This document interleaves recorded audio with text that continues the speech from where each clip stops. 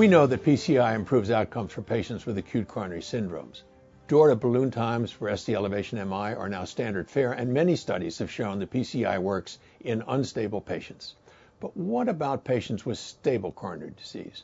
Meta-analyses have concluded that there is no benefit of PCI in preventing heart attack or death in patients with stable disease. And of course, the COURAGE trial demonstrated no incremental advantage of PCI on outcomes other than angina-related quality of life. This suggested that a trial of optimal medical therapy in your patients is indeed warranted before PCI. Now, 3 years after COURAGE was published, researchers report in JAMA that registry data indicate that less than half of these patients are indeed receiving optimal medical therapy before PCI, and only 1/3 are not receiving OMT at discharge following PCI. This study was a huge undertaking. 500,000 patients were included. Before the COURAGE trial, the rate of optimal medical therapy at the time of PCI was 43.5%, and although the increase in the proportion of patients receiving optimal medical therapy before PCI after the COURAGE trial was statistically significantly higher at 44.7%, this is of little clinical significance.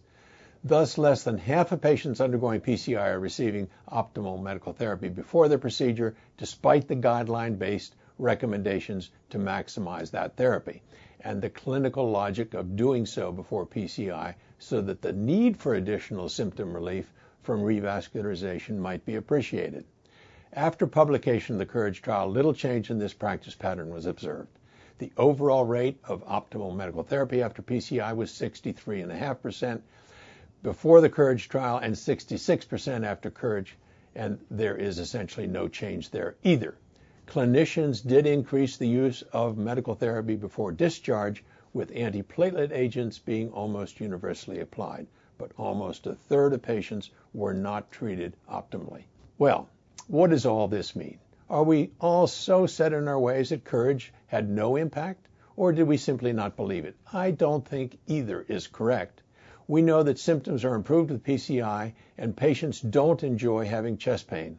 Part of our job is to make patients feel better. I like to say that angioplasty in stable patients never saved a life in its life, but PCI does improve quality of life, and I suspect that is the real driver of the use of PCI for our patients.